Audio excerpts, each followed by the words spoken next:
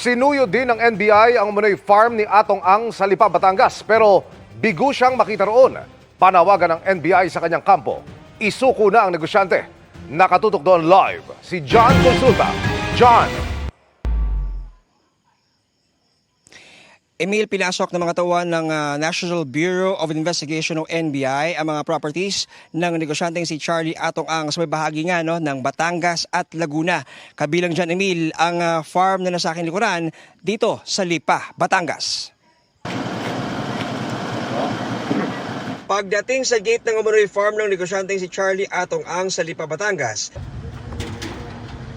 pumasok ang NBI at kinausap ang mga bantay. So meron kaming warrant of arrest dito ng issue ng branch 26 ng Santa Cruz, Laguna para sa kay Charlie Chu Hai Ang alias Atong Ang. Unang pinasok ang isang malaking bahay sa may gate ng compound. Inisa-isa ang mga kwarto. Mga kwarto ng anak ko naman eh. Pero hindi nakita si Ang. Hindi rin siya nakita sa isang malaking gusali sa compound. Sa pag-ikot ng mga ahente sa loob, nakita ang mga alagang panabong na manok, dalawang helipad at malawak na open ground.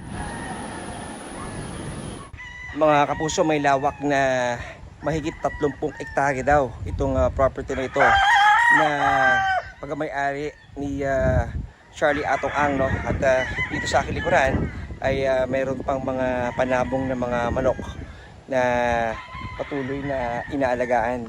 So sa mga oras to, ongoing yung pagpasok sa mga kwarto ng NBI para tiyakin na walang kwarto na hindi masisilip.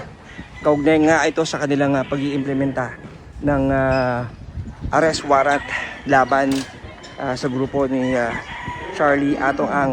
Nang makuha na po ng ating mga operatiba ang warrant of arrest from the Regional Trial Court sa Santa Cruz, Laguna, ang ating pong NBI Director ay agad na nag-dispatch ng mga operatiba dito po sa Metro Manila offices, pati na rin po ang mga opisina namin sa Batangas, sa Laguna, sa Cavite para po ma-serve ang mga warrants.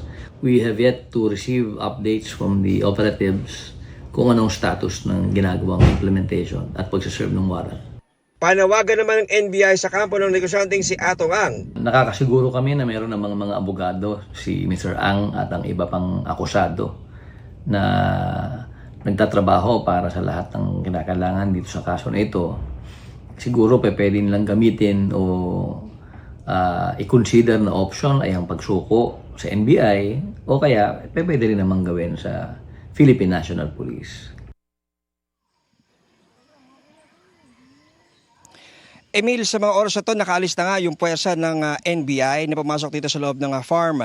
Subalit sa ating impormasyong nakalap ay sumuko naman ang 7 tao, mga sibilyan ito, sa puwersa ng CIDG Batangas kaninang 1:00 ng hapon dito sa Lipa.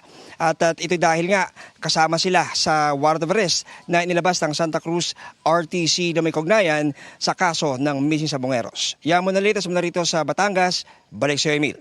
Maraming salamat, John Consulta.